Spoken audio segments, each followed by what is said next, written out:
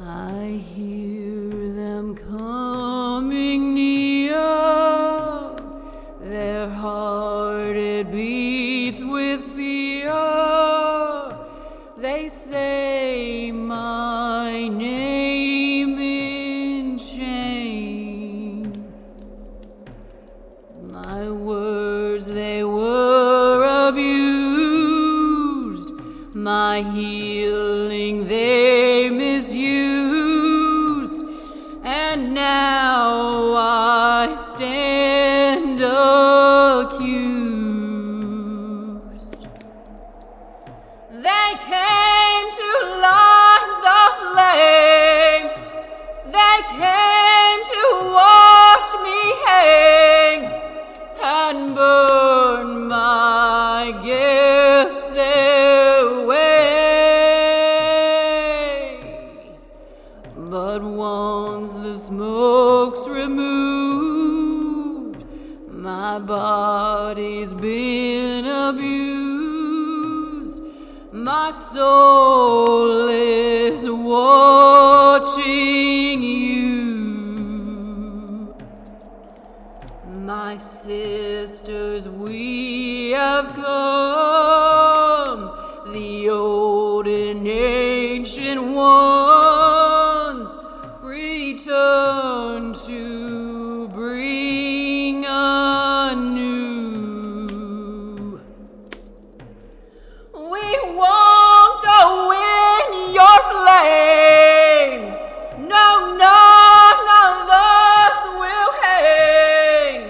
Our voices we reclaim. The burned witches come, gather everyone,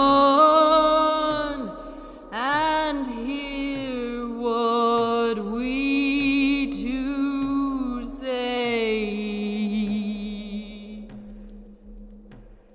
Welcome to Burnt Witches. I'm Abby Lynn, your host for season 2, this limited series podcast where history rises from the ashes and comes back from the dead in a modern way. Here we discuss all things magic, esoteric, and spiritual, and we look to dispel this myth around it, and we meet brave souls along the way who came back here to help heal and educate.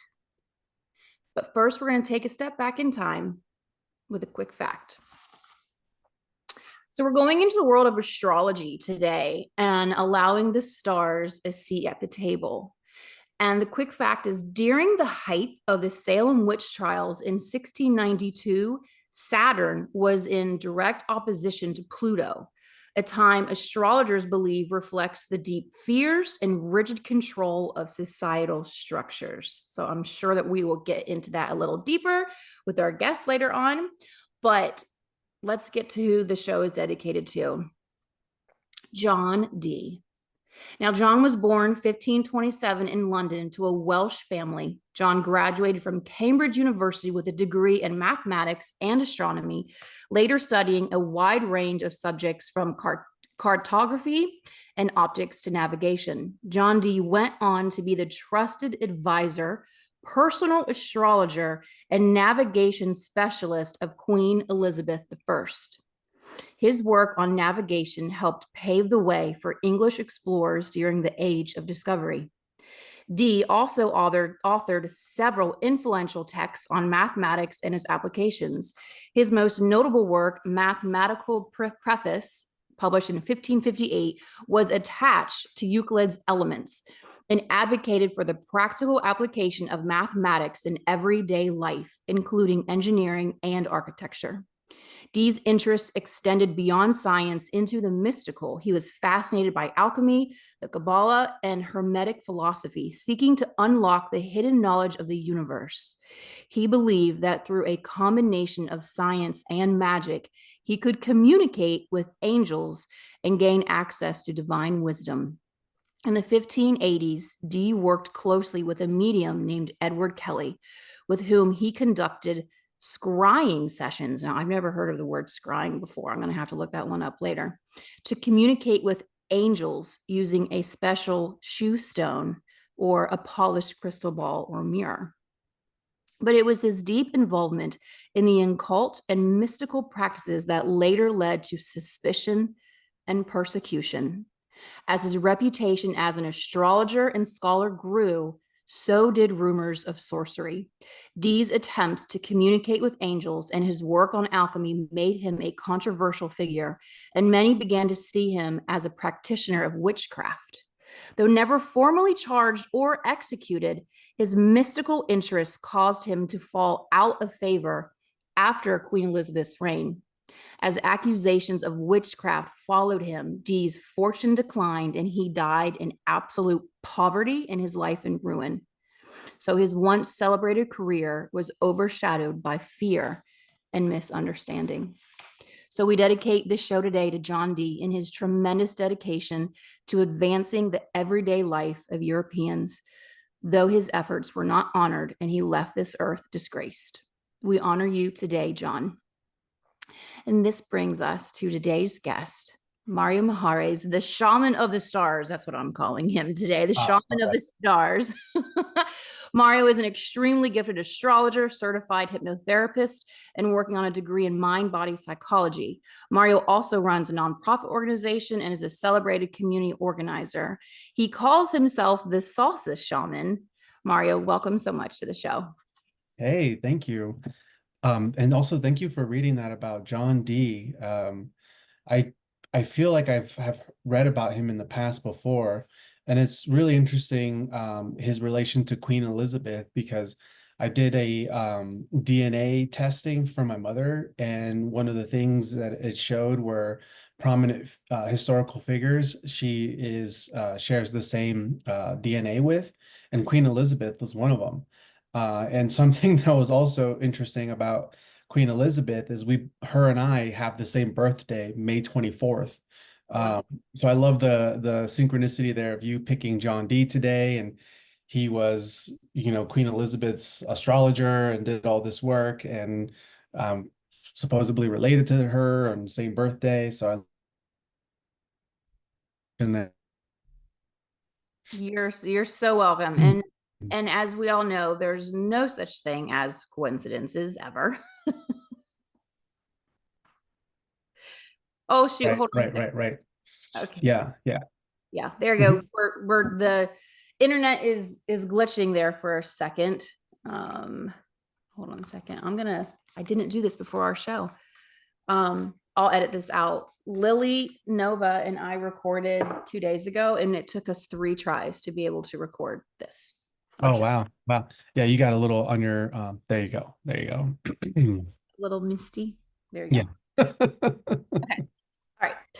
So we're get back into this 3, 2, 1. Yeah, as we were saying, there's absolutely no coincidences ever. And I love that this alignment. I mean, what an amazing thing that your bloodline, and we're discussing it. I mean, he was the most trusted advisor for her. He navigated the charts for the ships that left and discovered other worlds. And then they thought that he was in witchcraft and he died in poverty. It's just it goes back a lot to what a lot of people refer to, and I really want to discuss this with you with astrology, is the witch wound that some, when we reincarnate and come back in, that we're working through that, because so many were sent to poverty. I'm thinking of the word, not exclusion, but they were ridiculed, persecution. Yes. Hermit, like living a hermited life. Yeah. Because of this. And that develops in the way that it manifests through. It's literally called the witch wound. So where the throat chakra is shut down, where we create blocks from stepping back into work our soul already knows wholeheartedly.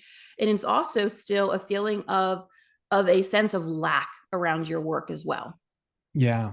Don't want to bring abundance in through this work, because when you had prior, it led to persecution. And so on like reincarnating and being gifted and tapped into the forces of nature and all of that years ago. This was like back in 2016, like early 2016. I took a little bit of acid, like just a little that, I dropped a little bit of acid and I went into this meditation, and I sank into my heart space, and I saw my DNA um spiral, my DNA double helix come, and then it opened, and as it opened, it sort of showed me um like a movie of a memory stored in my DNA. And so it opened, and then the memory was, I knew it was a very intense experience. Like I could hear the cries, I could feel I could feel the pain and the trauma of what happened and what was opening up for me. And so um I was experiencing this in the perspective of a small boy, of a child. Like I was seeing it through the eyes of a small boy. And I'm not entirely sure, but I'm just going to say that that was an aspect of myself from that incarnation. And I was part of a lineage of shamans, and so I was just a small boy that I knew that I was going to be trained to become one of the shamans of the tribe of that area, and it was somewhere in the jungles of South America. And we had our whole civilization, we had our whole tribe, we had our people, we had our different groups, and I was a part of a group of other small boys that were tapped in and gifted and were understood at a really early age that we were going to be the next shamans, the next witch doctors. Mhm.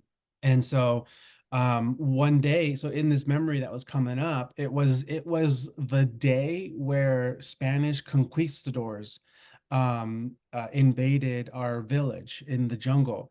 And it was so intense. And like I remember I was just crying and processing that and feeling like I was hearing all the cries, like the women and the men and everything that happened. And so the Spanish conquistadors, they came in and they just started killing, burning, raping, all of that. And I escaped. Well, I didn't escape, but I hid in some bushes. And where I was hiding in the bushes is where I was observing what was happening. And then at some point, one of the conquistadors found me and they pulled me out from the bush. And this is not like, this isn't a pretty story, and it's kind of intense. And so what happened next was they lined up a lot of my people, a lot of our tribes, they lined them up and then they tortured them. And one of the methods of torture, and this was actually a form of black magic that they were practicing, of inverting and programming Mhm. um, my people. And so what they were doing was that they were sodomizing the men, women, and the children. And while they were doing that, there was also a Spanish monk, a Spanish priest that would hold the cross in front of the face while you're being sodomized. There's a monk holding the cross in your face with the Holy Bible, and like saying all these things in a foreign language you don't understand. And so that level of trauma and what was happening, it did something to the brain, to those people. And it changed their genetics, it changed everything about them forever. And then because that level of sudden trauma and invasion with these monsters speaking a foreign language, you know, what happened, what happens when you're, being tortured in that kind of way, you sort of enter like you enter a sort of high, it's like because you're trying to disassociate, you're trying to escape from it. All kinds of hormones and chemicals are happening in your body and in your brain. You experience the same effects as if you took LSD or DMT. So these people that are experiencing this torture, they entered an altered state of mind that is very intense.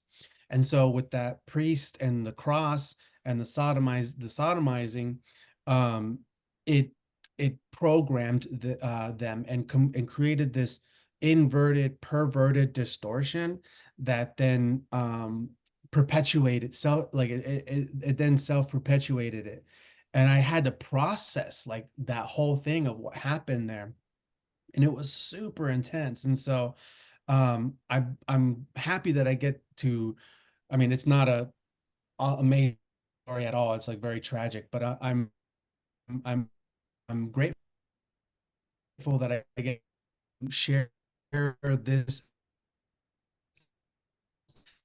into the burnt witches with burnt witches. I hear that we go to like Salem witch trials, very European, right? Like the witches of Europe and all of that. But witches and the burning and the persecution happened to indigenous folks all around the world, including South America, and shamans and medicine men and witch doctors, experience persecutions and that sort of stuff. So yeah, I don't know if I have ever told that story on camera on a show before, but that was something that did happen, and it was a very intense experience.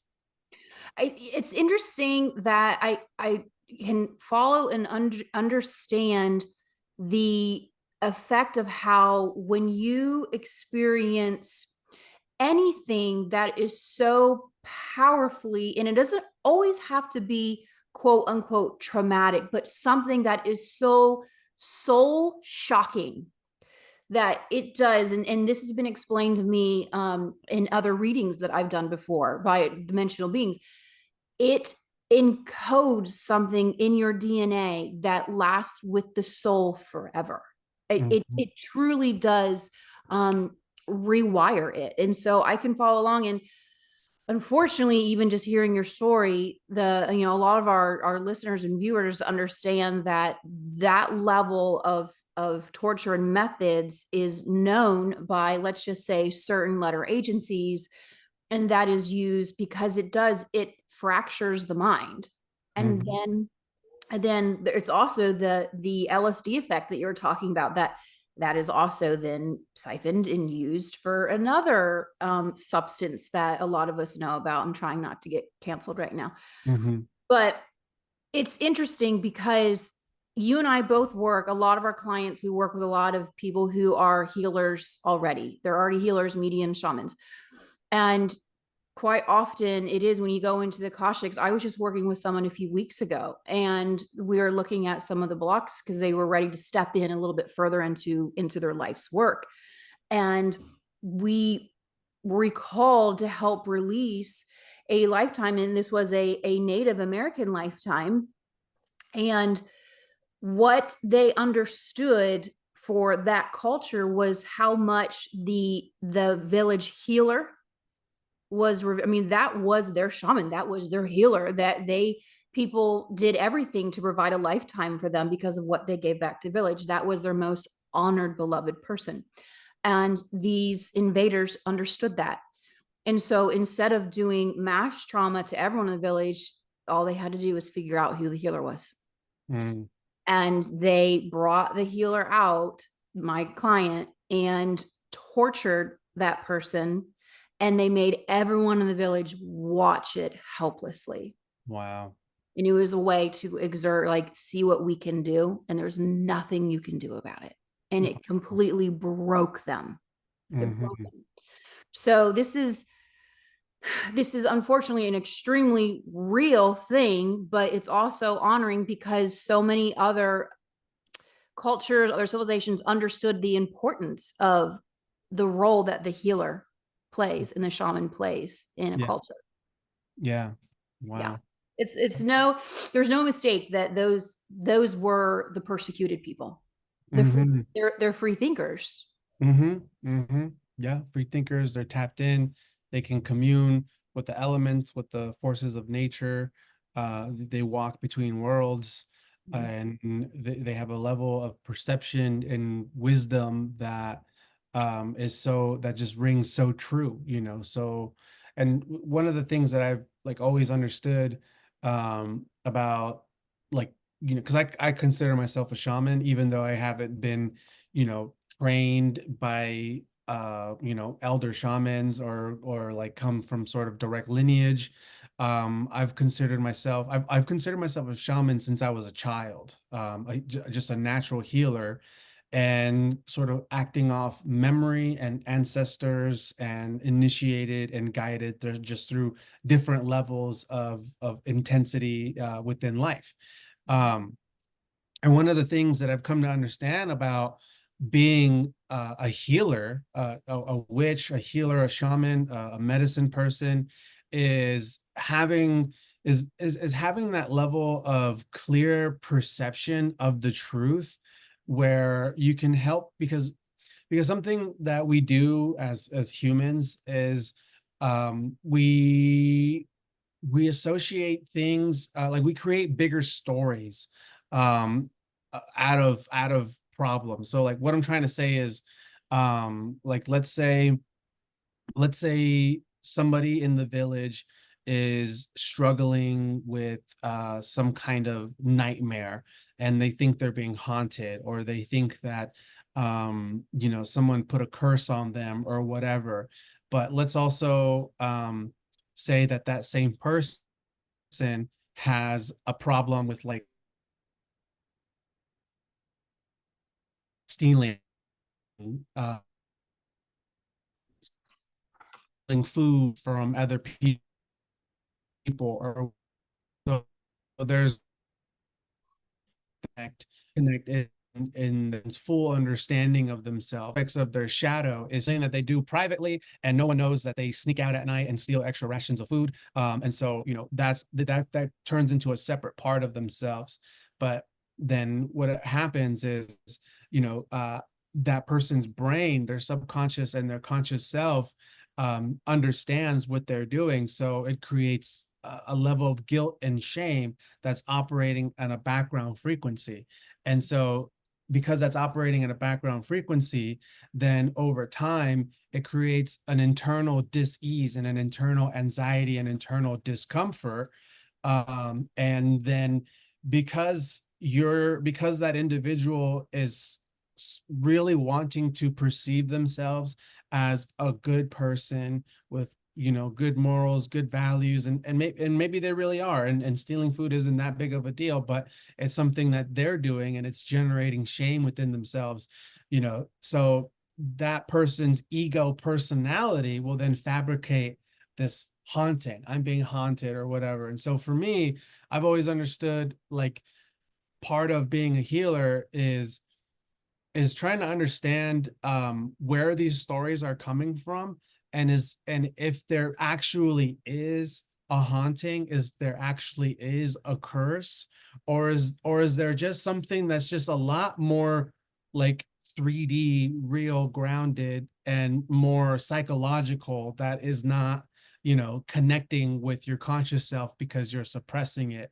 and keeping it separate. So for me, I've always understood of it, like, being a healer is like seeing into that, and sort of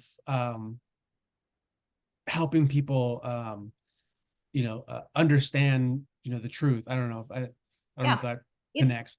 yeah, absolutely. I understand what you're saying. That the a healer doesn't heal other people. A healer simply brings a person up into that higher perspective so that they can see what the real situation is, right? So we help Mhm. bring things up to surface. We help. They're giving me the metaphor of like windshield wipers, right? Like we we clear out the screen so that then we are seeing things from a very a clearer, unfiltered perception. Because I had one client and they swore up and down that their house was haunted, their daughter was starting to become possessed, like there's a demon in our house. And I went into it, and long story short, they had a classmate of theirs, he was labeled committed suicide, but he did not. It was a drug overdose. Mm. And because it was a drug overdose and he was labeled a suicide, he attached himself to this girl from his class because she was gifted. He knew that she could perceive his energy field, and he was trying to get the message to her, anything to get her attention, so to essentially clear his name. But now, unfortunately, what he had figured out, because he was still in his mindset, and I need to clarify, he did not cross over. He was kind of what we would call almost trapped here, right? So he was still in the mindset of a drug addict, right? So even he wasn't seeing things very clearly, but what he had figured out in the time since his being stuck was, if he sat near her while she slept, his energy field could manipulate her energy field and induce nightmares in her, because she would pick up on his distortion, his chaotic energy. Her brain would interpret that, induce a nightmare. And because I saw this from his perspective, I saw her like tossing and turning in her sleep. And he literally sat there and smiled and inhaled her energy into him. Wow. And this was making him stronger. It essentially became his new drug. Damn. Right. So, again, in this work, I know that you can test this. We're always learning new things, right? I didn't know that you do that. So she wasn't interpreting it as something demonic, because it was causing her nightmares and scary visions, but it was just it was just an energy miscommunication. And so when we can step into that, just like you're saying, and kind of bring that higher perspective, we're seeing things more clearly. Okay, no, he just can we help him cross over? It was an accidental drug overdose. He never meant to kill himself. So then he can move on. Wow, that's really intense. That's yeah. Wow. Excellent. Yeah, and I did bring in because he did kind of enjoy his new drug, which he discovered. So we did have to bring in some ancestors in to help cross him. Okay, good. Wow. Yeah, I was gonna ask what happened after that. That's incredible. Yeah, it was an interesting case study. I kind of want to shift a bit though, and I want to get more into the astrology, the mapping of the stars. Eventually, I would really love, because I know our listeners at home know there are major shifts going on right now. Oh yeah. There is massive shifts going on in the astral, very vivid dreams. We can all feel that we are coming to this precipice, I want to say, and I'm hearing the word conjuncture. So I would love to know what you see from an astrological standpoint, because I know we just went through a really big retrograde. That was a doozy. Yeah. And what we're stepping into right now with what you've been seeing in your readings. So,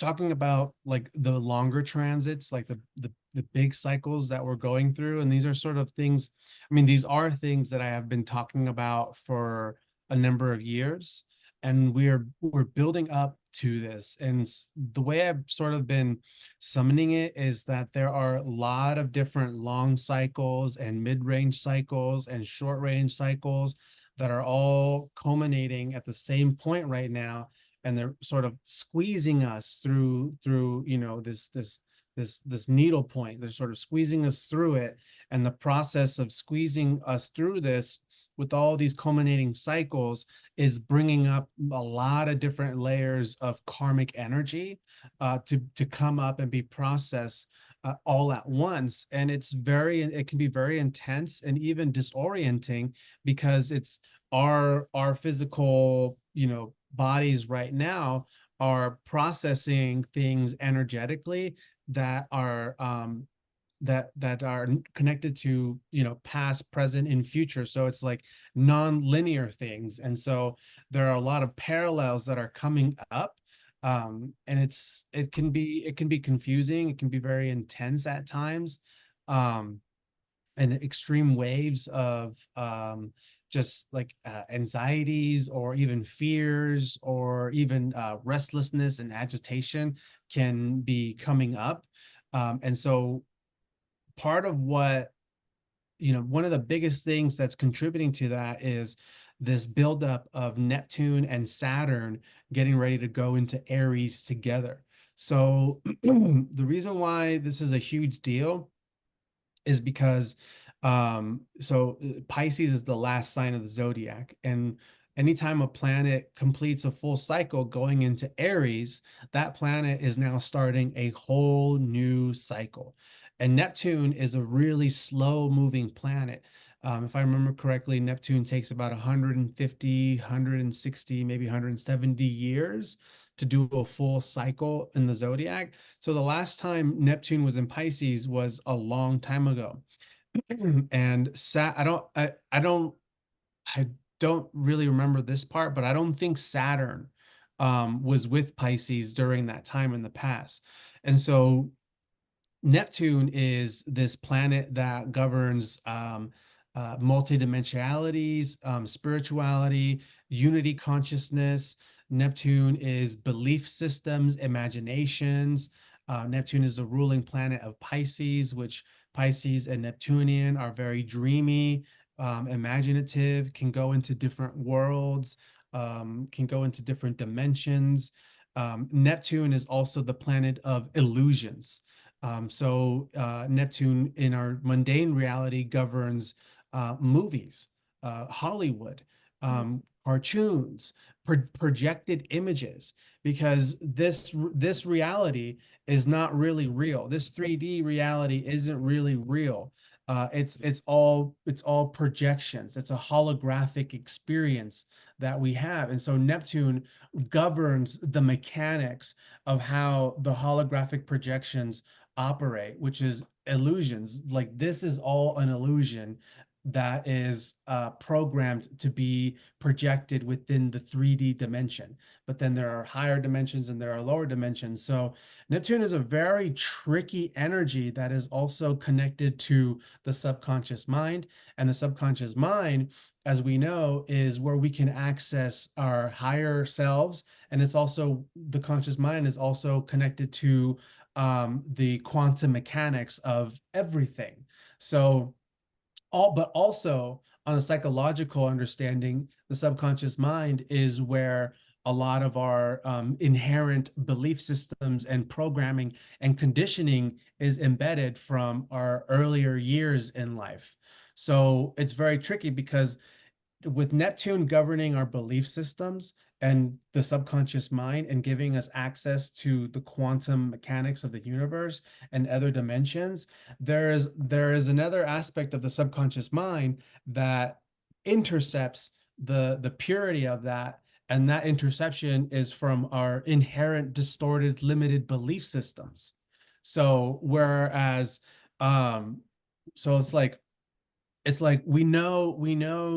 we understand these higher dimensions. We know we can ascend. And we know that we want, to experience, true love and connection in our lives. But let's say when you grew up, you didn't grow up in a healthy household.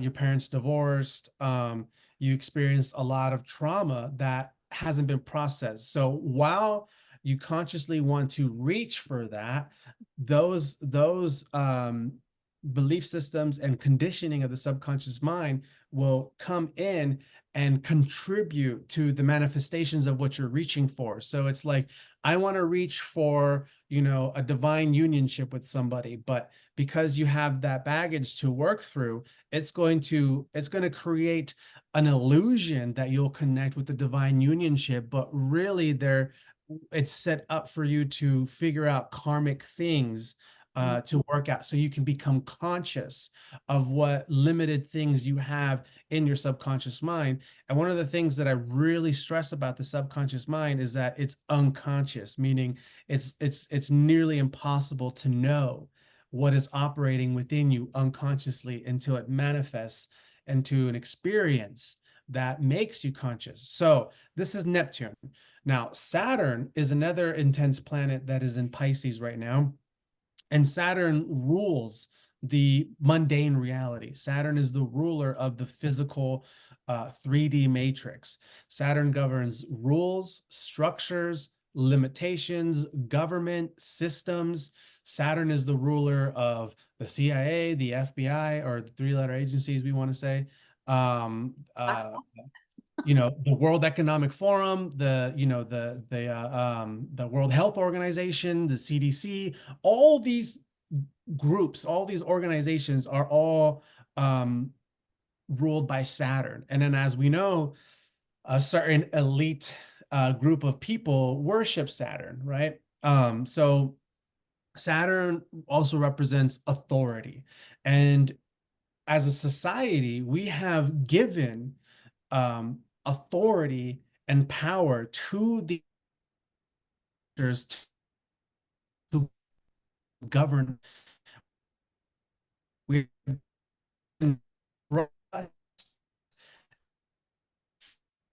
Hold on a second.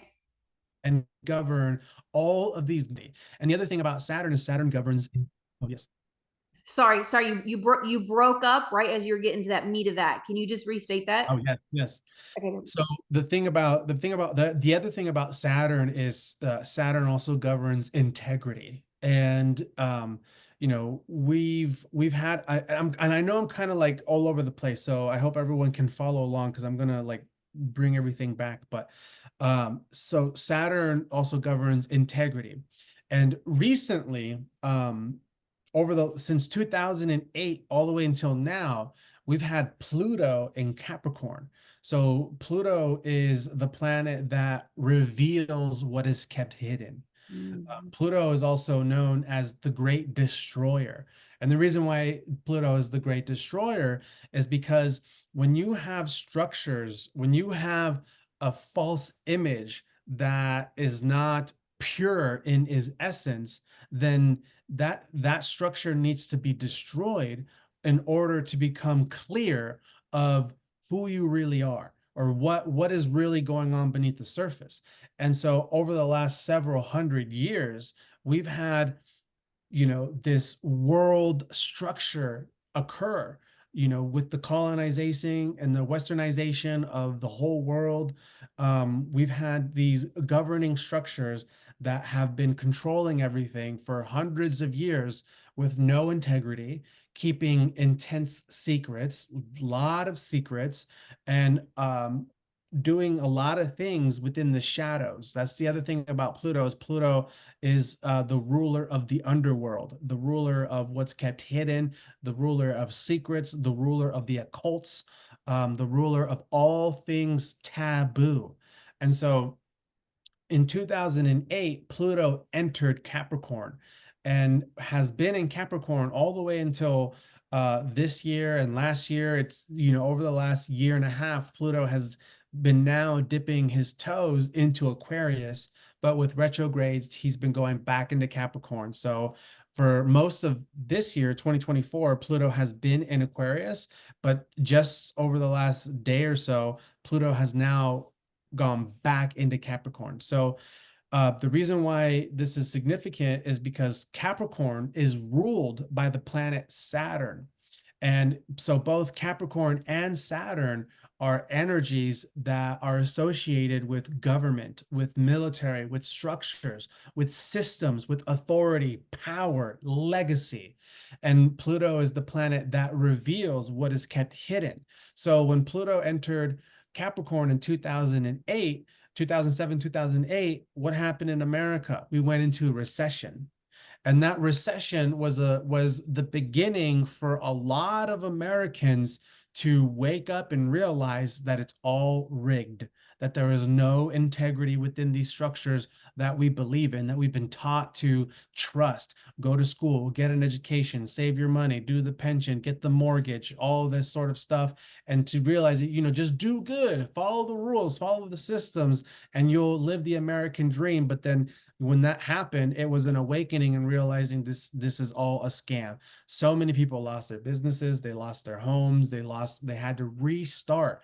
And so so from 2008 till now, there has been a gradual process of humanity realizing that the powers, the governing systems that we have entrusted all this authority to rule these systems are corrupt, have great secrets. I mean, a lot of people have always known this, but because of the presence of Pluto and Capricorn in 2008, it has initiated the unraveling for all to be revealed. And so we know so much now than we've ever did before, you know, and we can contribute that to the internet, to Pluto. So Pluto completing this Capricorn cycle and now going into Aries, it opened up everything to be revealed about government, militaries, and all of that sort of stuff. And it awakened people to understand that we can't trust these systems anymore.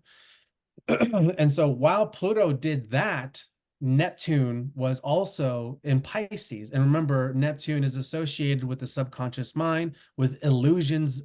So yeah, and so I and a few other astrologers that I know of have been calling this Neptune and Pisces cycle the mini age of deception. So Neptune entered Pisces in 2012 and is still in Pisces. By next year, Neptune will dip his toes into Aries.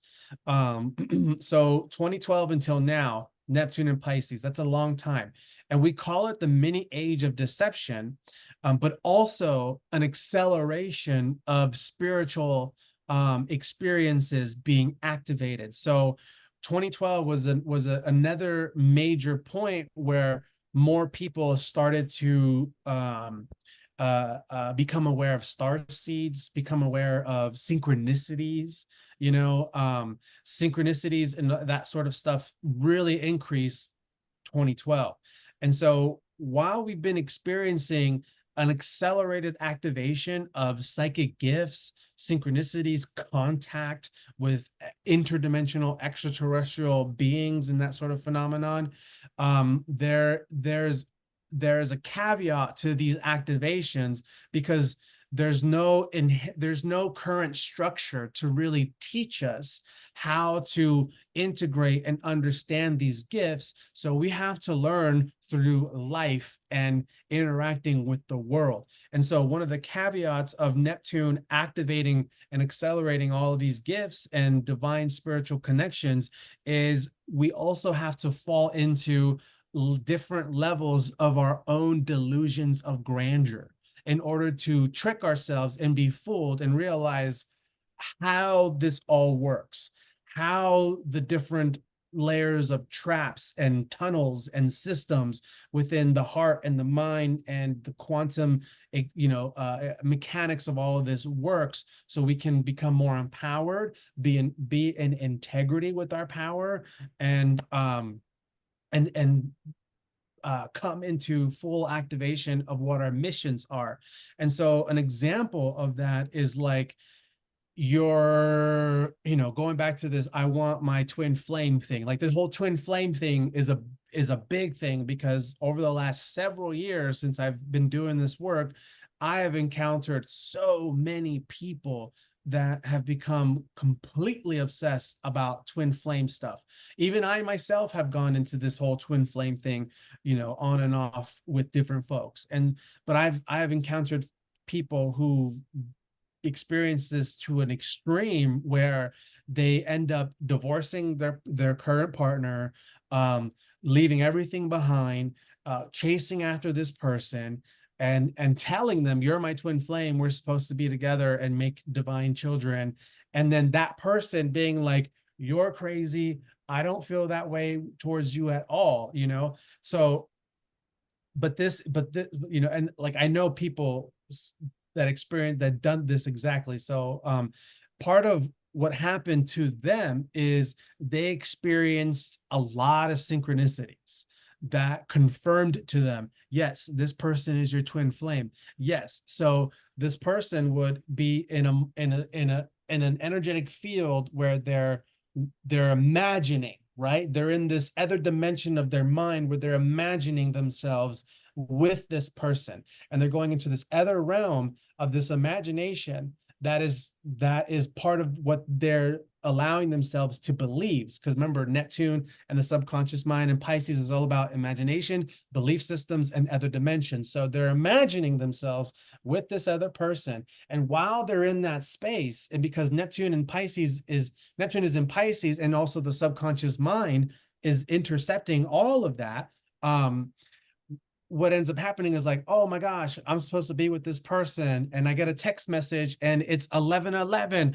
The angels are speaking, let me pull some tarot cards now, right? Tapping into it and get more confirmation. And you might get the confirmation you want, but then when what you are experiencing in your interdimensional world doesn't match with the reality, then there's a distortion there. There's something that's not right. And if you can't adjust, like some of these people that I've worked with couldn't adjust when the reality, like that other person saying, I don't feel the same way, get away from me, I'm not your twin flame.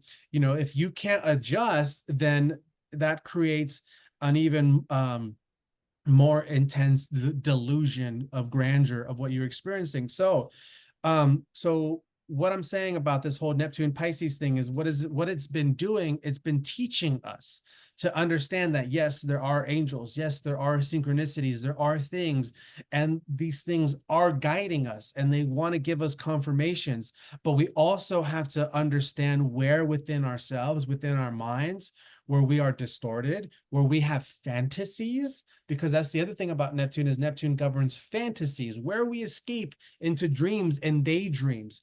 And if those daydreams are actually something that is pure, purely connected to the divinity, or if those daydreams are coming from a component of your personality that is escaping the pressure of your mundane reality. And so going to this one particular case, this person was in a very abusive marriage with somebody that has an extremely high IQ, but is on the dark side and is very narcissistic. Like I knew these people very personally. I even lived with them. So I got to see front row how all this worked.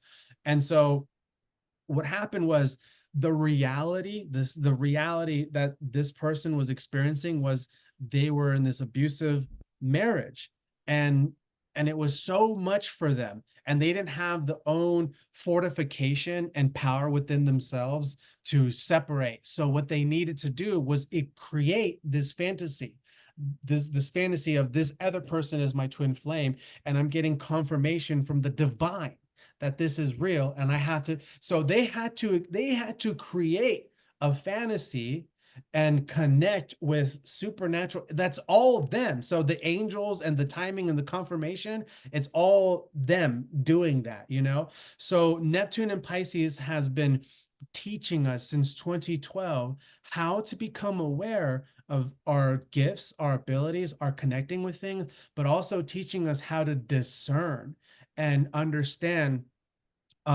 what aspects of ourselves need to heal. And so now that Saturn is in Pisces, and remember, Saturn is the ruler of Capricorn, and Saturn and Capricorn energy govern the mundane reality, rules, and systems. So Pisces is the escapist, the escape artist. Pisces is like, I'm going to escape into this dream. I'm going to escape into this fantasy, But Saturn is about authority, integrity, responsibility. Saturn, there's no escaping. So now that Saturn is in Pisces, which the last time Saturn was in Pisces was 30 years ago. So think 1994, 1995, 1996. So every time Saturn goes into Pisces, it is the ending of the world. And the reason why I say that is because Saturn rules the world. Saturn rules all systems, everything that makes this world work. And Pisces is the last sign of the zodiac. And Pisces is all about karma, spiritual experiences, endings and closures, but also suffering and martyrdom and victim energy, and also achieving, unity consciousness and highest levels of love, Christ consciousness. So because Neptune has been in Pisces since 2012 and is now at the tail end of Pisces. Since last year, March of last year, Neptune entered Pisces and has been catching up to Neptune and going over all of the degrees that Neptune already covered. And in that process of Saturn catching up to all the degrees that Neptune already covered, what Saturn is doing is now bringing form and structure and form and structure to what we've been doing spiritually since 2012 and even our whole lives and even through other past lives. And so it is with Saturn being in Pisces, it's an intense awakening because it's sort of a, what do you call it, a reckoning. It's kind of like a reckoning. So it's like, okay, since 2012, you really believed this person was your twin flame. And even when they said no, and even when they filed a restraining order, you still kept believing they're your twin flame. And in that process, you allowed yourself to be trolled and tricked by your own subconscious mind, going through these sleepless nights, wondering why they're not awakening to you and all of this stuff. And so now that Saturn is catching up, Saturn is this energy of being like, hey, stop it. You need to get out of this delusion, this chase, because you're not understanding that what you're experiencing internally is not matching the rest of the world. When the rest of the world, when this individual is saying no, you're not understanding it. And so it's time for you to really process what you're running from. And what you're running from is that you enter this intense relationship and marriage with somebody that suppressed you, that abused you, and you have not processed that. You don't know how to process that. And what you've done is you created this whole delusion that gave you the power to escape it, and you're still escaping and you're still running. So Saturn is this component that is trying to help us see ourselves fully and take responsibility. Yeah, I'll stop.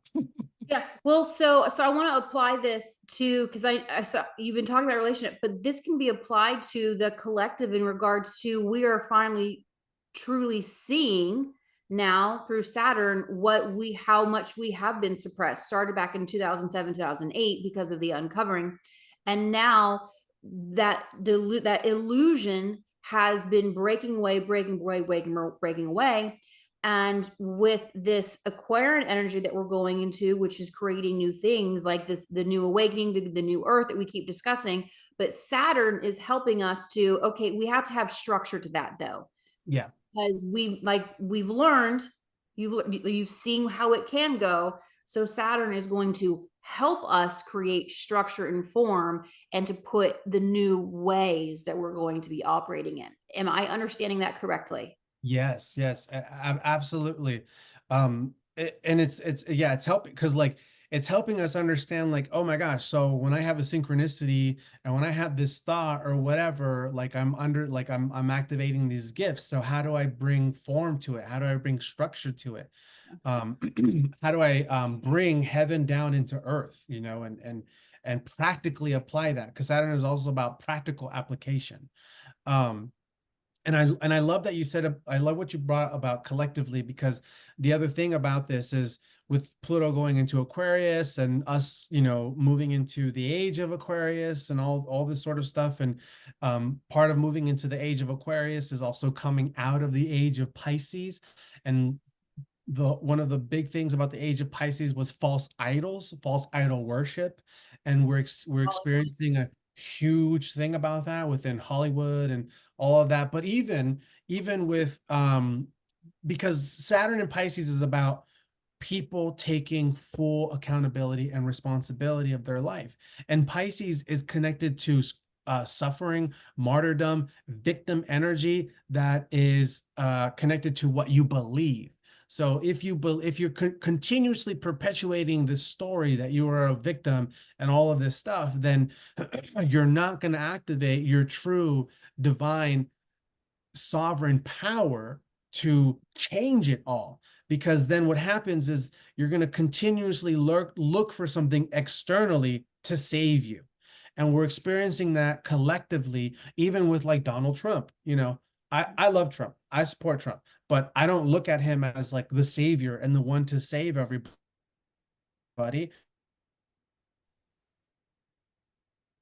We need to do our own. And so there's a lot of people, even within these communities, that believe Trump is the savior. But even that is still a karmic component of those people still not understanding, no, you're still reaching for something externally and giving all your power to something externally to correct you, which is a bypassing of you taking accountability of what you can do right now for yourself, for your country, for your family. But we don't want to, because what does that mean? It means having to change everything, right? It means having to be fully you. It means having to, when you go to work and everybody at work is still asleep, you get where I'm going with that. And so it's a huge ordeal. And so all of these different cycles and karmic things are culminating right now, and they're really squeezing us through this major activation, where through the other side, it's a whole new world. And going back to, oh, go ahead. So I want to add in there, because this is just coming through. So, part of the Piscean energy, which, I always call myself like a super Pisces, so I understand it a lot, is we collectively are coming out of the disassociated daydream. Yes. And that's the whole reason why we have allowed all of these agencies to Yes. come and rule over us, because we felt on a subconscious level the suppression, the being controlled, but we didn't know how to get out of it. So we just disassociated and daydreamed. And Yes. I think that so many of us were the ones who like are truly like awakening and coming out of this completely. We're no longer blurry eyed. When we look at our, fellow citizens, fellow man, fellow Terrans, like, how can they see this? Like, why aren't they awake? How, like, but they have been very happy in their daydreams. So Yeah. we are, like you saying, like, we are literally collectively going through this sieve of like, now you can't disassociate anymore. Yes, exactly. Exactly. I love that you said that, because one example that I always use about what I'm translating here, like I've given talks where I asked the whole audience, um, 9/11 inside job or not inside job, raise your hand.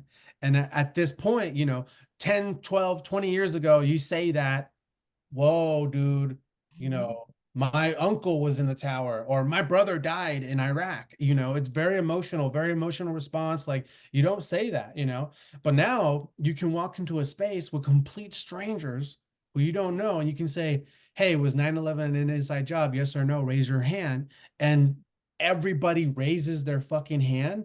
That's a big thing, right? So now, what my follow-up question when I ask people that, hey, 9/11 inside job, yes or no? And everybody raises your hand, and then they say yes. And I'm like, okay, what does that mean? Have you processed that? Have you processed what that actually means? Moment of silence. Think about it. Your government, the president, Bush, our government, the Pentagon, we're saying this was an inside job. We're saying that our country did this. What does that mean? Because what happened after the towers fell? We went into war. What happened after that? We had more security over our airlines. What happened after that? So many things happened after that. And then another question that I ask is, how many people have somebody in the moment I start talking about this, I start getting a spam call. And the other question I ask is, how many of you have either enlisted in the military or know someone in the military and lost someone in the military because of 9/11?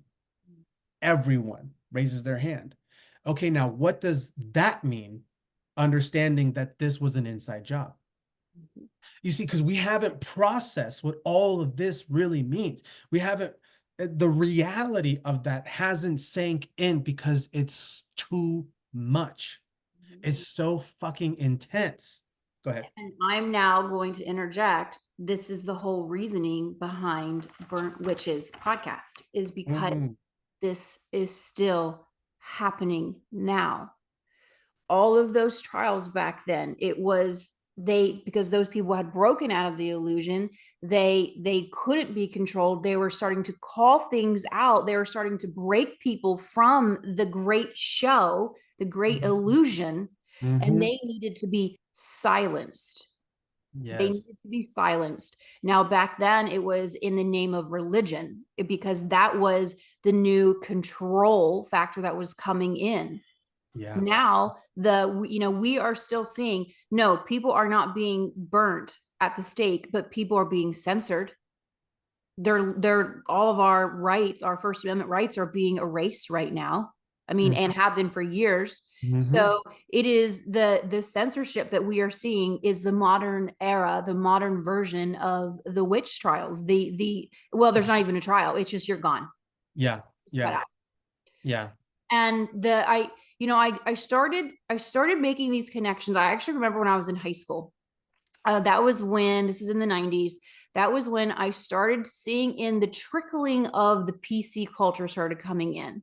And I can't remember. It was a commentator on the news, but he wasn't a journalist. He was a commentator, and he was normally would say these somewhat abrasive things, but everyone just laughed it off, right? I mean, just whatever. That's just who he is. And I remember he made a comment that wasn't even bad, but he lost his entire career. And I had this knowing, this is the start.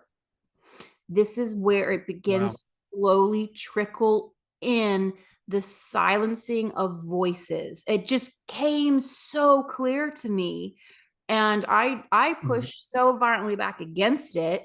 I refused to ever buy into the PC, because it was the slow trickle leading to today, where people are okay. There are people out there fighting for saying that X should be gone. Yeah.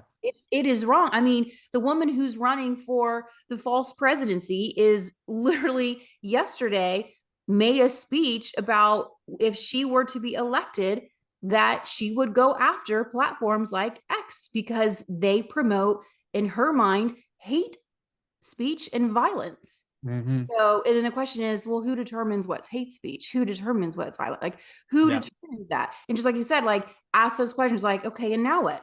Like, make people think about that. So it's the modern day persecution of free thinkers, the divergence. Yes. And to break through this illusion. Yes. I love that, because another thing that I used to say all the time of what our modern day witch trials is the whole mental health traps. You know, it's like the whole mental health thing is our modern day witch trials, because now if you're starting to experience things, then it's like, oh, you're paranoid, oh, you're a conspiracy theorist, oh, you're delusional, or all these things. So it's like, instead of burning us at the stake like they would in the past, now they're just psychologically burning us and gaslighting us, and calling us, conspiracy nuts, Nazis, and all this sort of stuff. So Saturn is now retrograde, and let me just make sure I know where Saturn exactly is right now.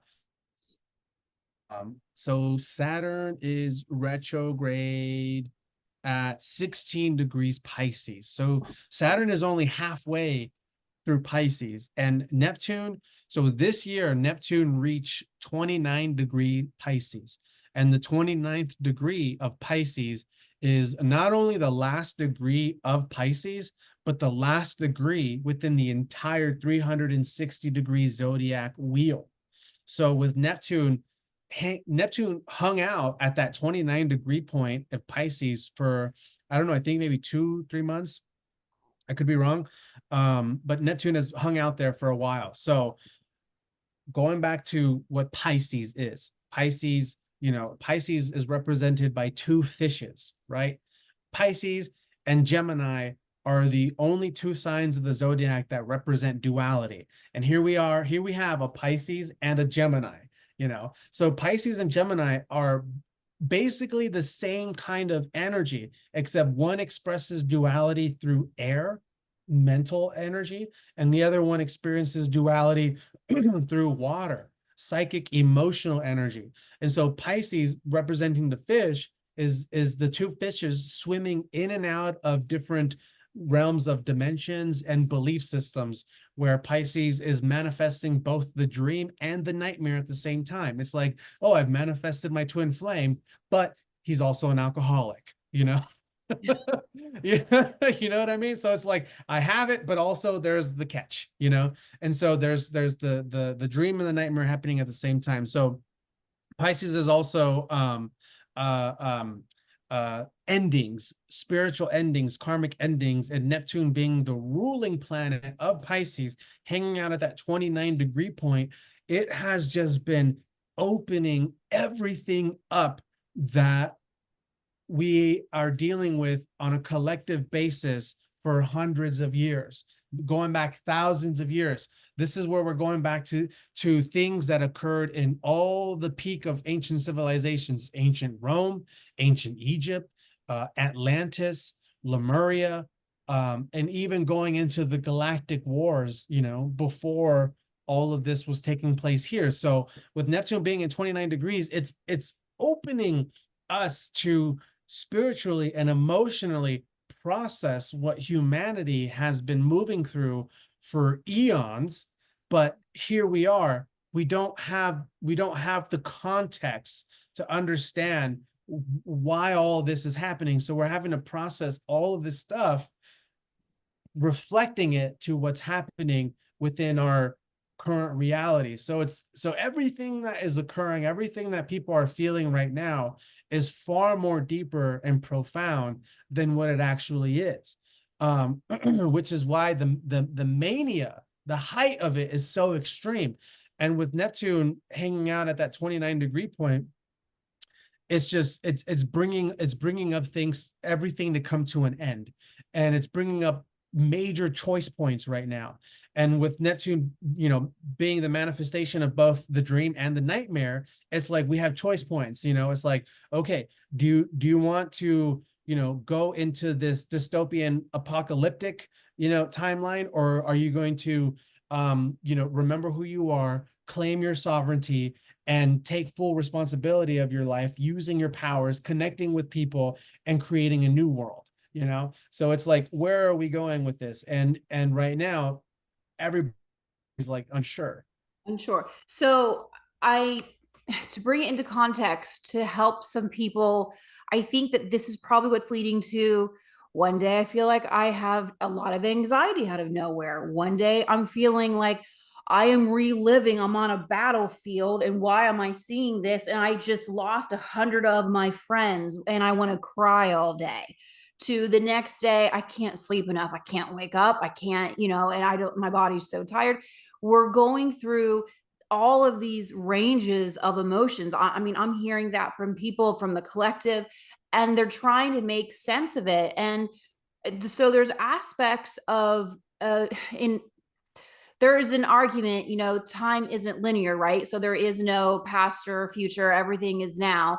But there are aspects that we have experienced that are coming forward, right? So when we go into the Akashics or other lifetimes, and so people are starting to have like these vivid dreams, like these memories are coming in. And like one day I feel, just for myself, and I know other people, that they're re-experiencing their Atlantean life, and these emotions are coming through, but they're not necessarily fully processing yet. It's almost like the body's feeling all of it and the mind is trying to catch up to like organize, right? Because our mind wants organized, and we haven't brought that in yet. So there's a lot of what's going on? Why am I doing these like tailspins of emotions?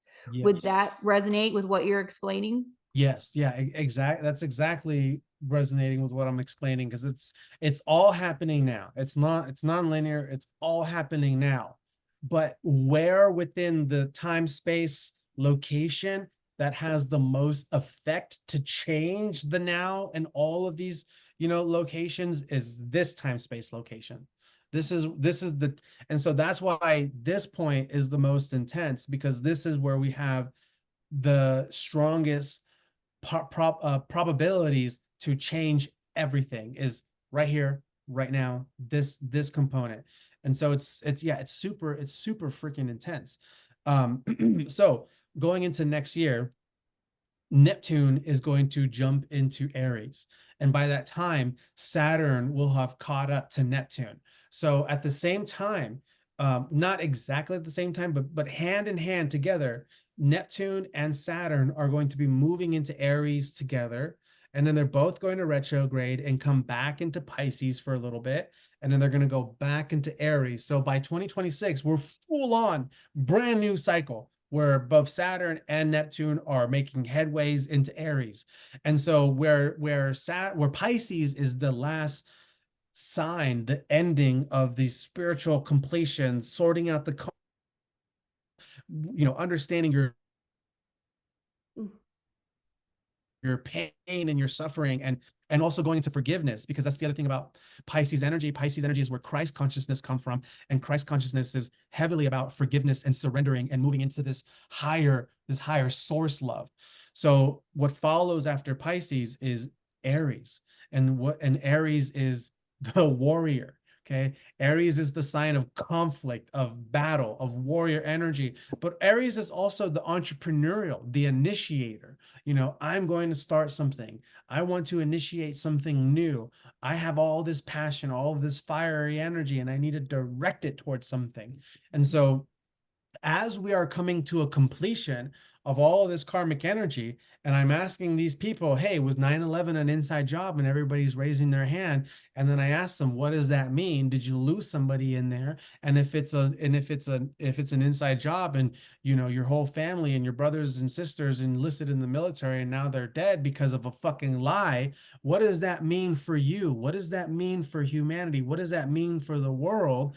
And so it brings this pressure where you can't escape it. You can't escape it at all. And you're having to realize, oh my God, like, holy shit, this is what is going on is fucked up, which is going to then activate people into their warrior spirit to start taking action into doing something about these things where you can't escape it anymore. So now until then, it's all of this like back and forth, this confusion, going into delusions, all this spiritual energy coming in, because Pisces is deeply subconscious. It's all subconscious energy. And Aries is when that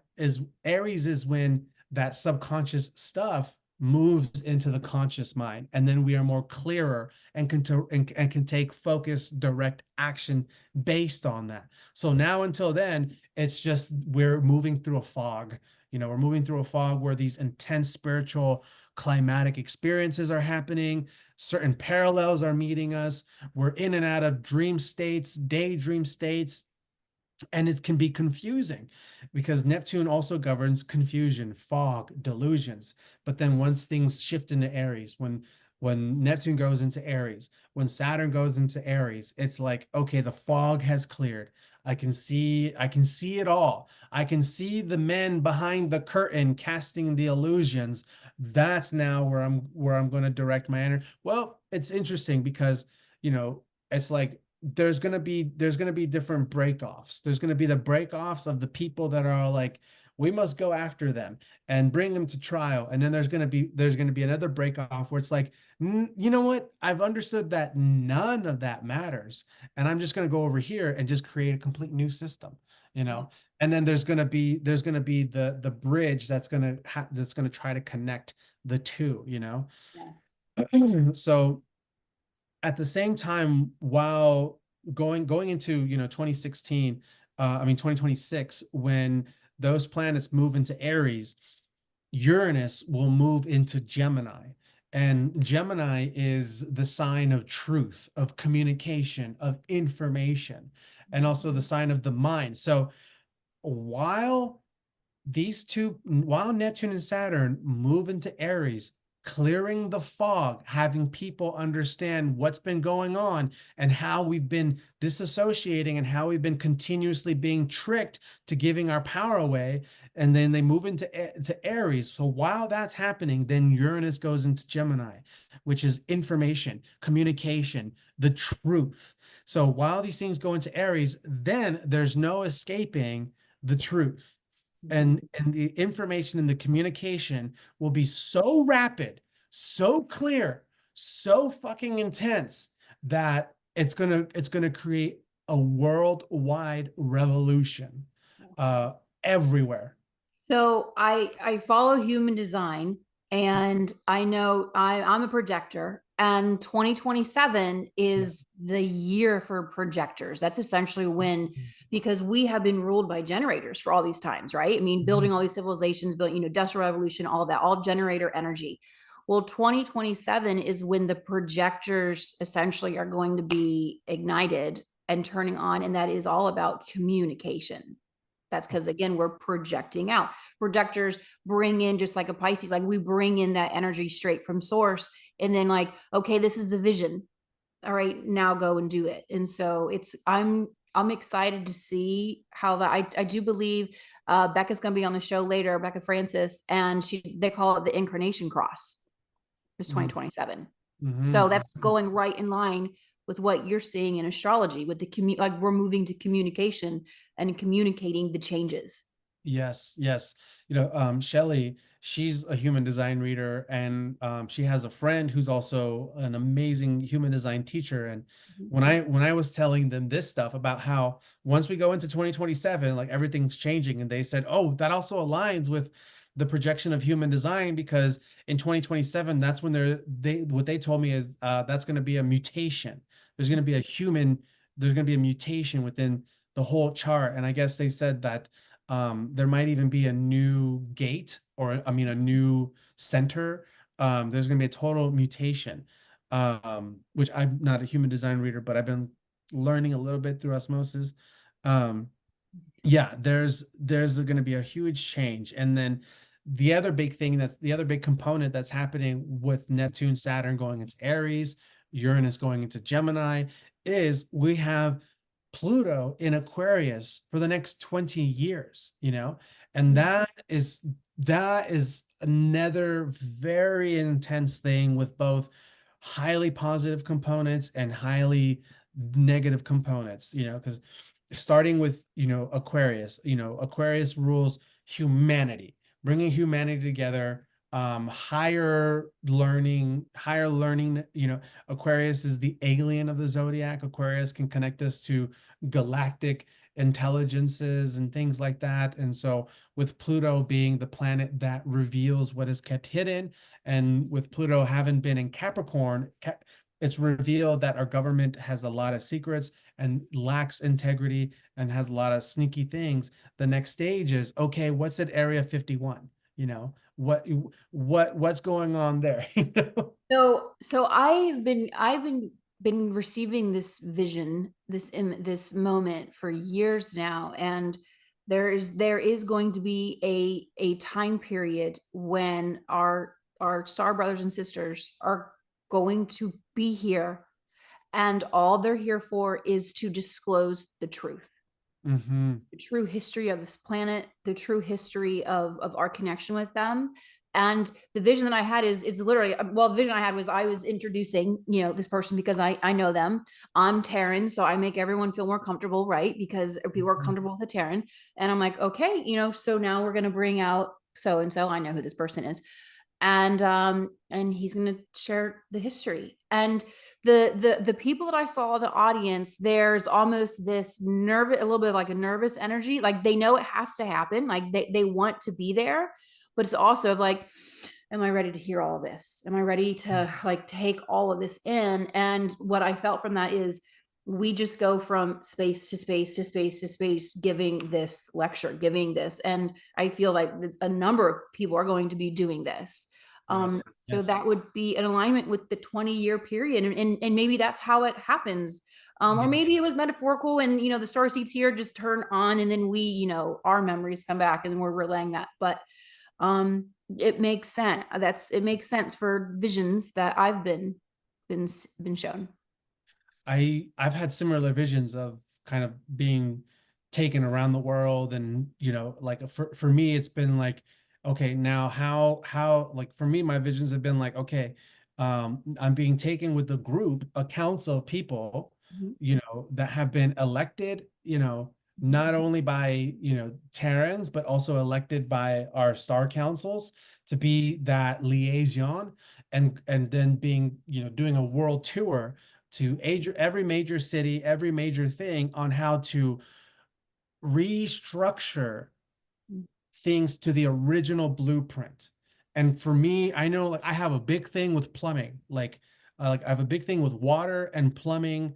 And like I feel very connected about that. So I feel like part of my thing is like, how do we get the way society connects with water and plumbing and the waste of that, so it's like restructuring civilization completely to a whole new divine blueprint. Like I've had the same sort of thing. But going back to Pluto and Aquarius, and one of the intense things about that, sort of, so Aquarius also governs the internet, and connecting humanity together, people together, collectives together. And Pluto governs what is kept hidden, what is kept secret, and also the taboo realms, the occult realms. And Pluto also seeks to reveal what is being kept hidden. And one of the things that is going to be very intense for humanity to process together is the revealing of the dark web, the dark internet, what's happening in the internet behind the scenes, what's being kept hidden, the transactions, the organized crimes, the mafias, the gangs, all of that sort of stuff. So that's a so these things have to come up in order for us to get to this utopian. Oh, okay. Yeah. Sorry. No, I just, you started cutting out again. Every time you start bringing up things that we need to hear, it starts. Of course. Kid. But we muster on. So yes, the dark web will be exposed. Yeah. Mm-hmm. Mm-hmm. Mm-hmm. And so the children are going to be, we really need to focus on the children going into the future, because so Aries is the most cold, detached sign in the zodiac. And to some degrees, I mean, not Aries, Aquarius. Aquarius is the most cold, detached sign of the zodiac. Aquarius um, almost has no feelings, and opposite of Aquarius is the sign Leo. And Leo is ruled by the sun. Leo is all about warmth, life, vitality, joy, expression. Leo governs children. So Leo comes from the fifth house. The fifth house and Leo and the sun govern children and our childlike creativity, our inner child. And with Pluto Pluto also represents death and transformation. With Pluto being in Aquarius, which also governs the internet and all these other things, we have to make sure we're protecting our children of the world right now, Yeah. because there's going to be in the next 20 years more increased strategic systems embedded within AI computer technology directly attacking children. And so one of the things that I've said, with Pluto going into an Aquarius, we're going to see an uprise in child suicide and in children because they're going to be attacked in so many different unconscious levels, because the children being born right now, the children born previously, these are the children that are going to be inheriting this planet, and all the power is going to them, so there is huge emphasis on attacking them right now. So yeah, protecting the children, protecting the heart, because Pluto is death, and transformation. And Pluto doesn't only affect the archetypal energy of what sign it's moving through, it also affects the exact opposite. And the exact opposite of Aquarius is Leo, and Leo's the heart. Leo is animation and creative expression, and Aquarius is collective. So there's going to be this transformational process over the next 20 years of people learning how to fortify true strength and courage to be themselves and creatively, artistically express themselves despite the pressure of collective social norms. So this is like, for example, my favorite example is the mom who's head of PTA, right? But now she's like understanding that what they're injecting into the children is bad, all these things that is happening with the children are bad, but she lives in a very liberal, progressive city, area, and it's like a private school of, Silicon Valley high-tech private school, right? So, she knows that she's the only one in this school that feels this way, and so she's going to voice how she feels, right? And so then there's this threat of the collective programming, oh, what are you, a right-wing Trump supporter now, you anti-vaxxer, like, so that's the kind of thing, we've already been going through that, but with now that Pluto is in Aquarius, it's going to intensify. Cancel culture is going to intensify so much, with being an individual, and the backlash of being an individual from distorted collective programming, set to attack that, basically like the agents of the matrix, unifying and being activated right now. Yeah. Well, you just described the school that my kids used to go to when I pulled them out to homeschool.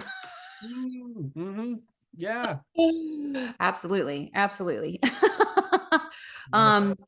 Yeah, it's going to be really interesting. That the message that I keep getting is the importance of finding your community and your tribe right now. It is vitally important that Yes. you have your collective team around you. The importance of being able to still find joy and laughter in all situations, Yes. because it is going to, they're just said like the temperature is going to rise, right? The temperature is going to rise, and still being able to laugh. It hit me a couple days ago. Actually, that was part of the whole entire PC culture was laughter raises our frequency. Laughter also gets a lot of stuck emotions that are in your body out. Just the general vibration of the body of laughter helps remove things that are stuck. When we begin to take away the ability to to laugh, poke fun, just enjoy, right? Because of everyone's now afraid, like, I'm going to make you mad, I'm going to make you mad and you mad, and so I'm just going to be quiet and hermit. And I'm sure that stand-up comedians can really attest to what's happened. We have to get back to a space of laughing again, and laughing at ourselves, and being able to do that. And so, but yeah, when I saw that, I'm like, oh wow, that all of that was to take away the laughter component, because they even Wow. understand that. Yes. Wow. Yeah. And that's another part about Leo energy. Leo is joy, fun, laughter, creativity.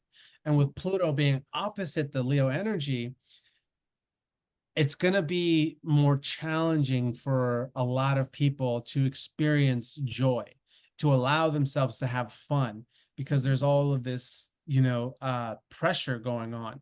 And going back to the children, especially the children, because we're experiencing children being born with the internet, with tablets, with apps, with the Snapchat, with the TikTok.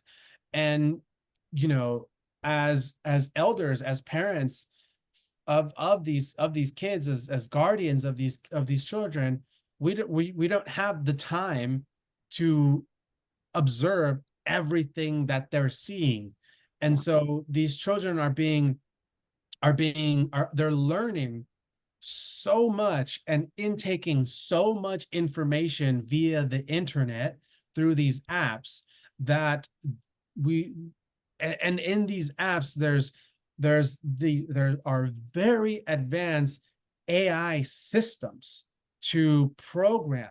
And then also within these devices, there's blue light. There's this harmful blue light frequency that is coming in through the eyes, into the minds. And then with all of the cell towers and all of these things set at a certain frequency, and with the food, that all, like, it's all one big system. Yep. And so because the adults are still, you and I, we're like our generations, we're the last thread, we're the last thread of still being here, and not with, you get what I'm trying to say? Yeah, So, I remember the time before all the distractions, the yes. time of I was spent the whole summer outside and you just come home by dinner. Yeah. The last generation that remember that the out of boredom is what comes creation. Yes. And nobody is allowed to be bored anymore. And that's so it's a deliberate target, but I'm extremely I'm hopeful, and I love astrology because it is starting to show that shift is coming. And yeah, just to be guarded for it, because it is coming, and we are coming in line with our higher selves, our true selves. And that makes me extremely hopeful moving forward. Yes, I agree. And I'm not trying to like scare anybody or anything like that, but I was just, yeah. Yep. Hey, believe me, it's not scaring anybody. It's calling a spade a spade. It's what's happening, and it's what we're seeing.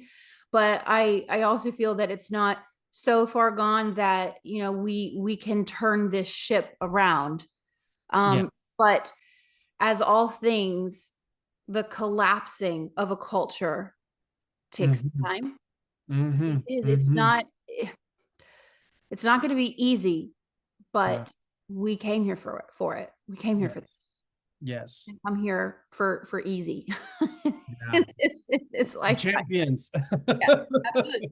Yeah. I mean, just doing readings, I see the level of souls that are here right now, and knowing what they left to come down here. Like, holy cow, I cannot believe that that's what you left to come here and do this. So yeah, just seeing that and understanding that this is a very special, unique time, and we are all here for a reason, a very important reason. Yeah. So thank you so much for coming on, Mario, and shedding light and bringing in the language of the stars, and the whole reason why it's an art, it's a math, it's a language, it's a science, and it helps us. I asked actually one of my star brothers their name, because they usually give me like a short little nickname, right? Like, oh, you can just call me this. And I'm like, well, what's your full complete name? And they once said, well, for our culture, like what we are, our names are assigned to us given the exact alignment of the stars at the moment we were born, so that when I make a formal introduction to someone, they immediately understand me, because they understand. They essentially are getting your astrological chart within your name. And he goes, but we have that formal name, but then we just go by this name, like the shortened version of the name. So I found that to be extremely interesting, which That I actually never shared. I've never shared that publicly. So yeah, it's very fascinating. I love that. That's everything I've always ever wanted as an astrologer, you know, is to live in a society where it's normal to just like hand your birth chart to somebody the moment you're meeting them. But if you can just put it all in your fucking name I know. Yeah. Yeah. and say, my name is this, and then like that is awesome. I like that. Wow. Yeah, I know. It was so fascinating. Well, thank you. How can everyone find you? All the listeners, how can they find you? I myself have had a couple readings with you. I honestly could just do readings and readings and readings with you. My husband has, my kids went readings with you. Seriously, everybody, it is so worth your time and your investment to work with Mario. Your readings are spot on. How can they find you? Yeah, you can find me on my website, which is Starseed Salsa at starseedsalsa.com. My email is also starseedsalsa@gmail.com. And on Facebook, you can find me as Mario Mijares. And then on Instagram, I am the Blu-ray Bodhisattva. And then I have a YouTube channel with my own podcast and my co-host Alex. And on YouTube, also Rumble, you can find us at Unscripted Liberation Codes. We do infrequent live streams and interviews. It's a ton of fun there. So yes, I can book a reading, can book a session, consultations, therapy sessions, just here to hold space, be of service, and help in any way I can. Awesome. Thank you so much. Yes. As always, I always end with this poem for the listeners. The ashes going higher, the smoke filling the sky. Oh, you didn't see my ancestors coming for me behind. As you light the flame of fear, burning away, the inner voice rumbling near. Oh, you thought turning us to dust, we'd lay in the ground, burying your lust. But a fire burns in our blood, memories drum through our veins. We are the burnt witches returned, the ones you thought you burned away. But our voices rise together in echo from a deep place you know. Our hearts, they do not tremble. We've come to awaken and help you grow. Yes. Thank Thank you. you. Absolutely. Thank you so much. And for everyone listening at home, thank you so much. And Mario, appreciate your work. Appreciate you. Thank you. Uh-huh.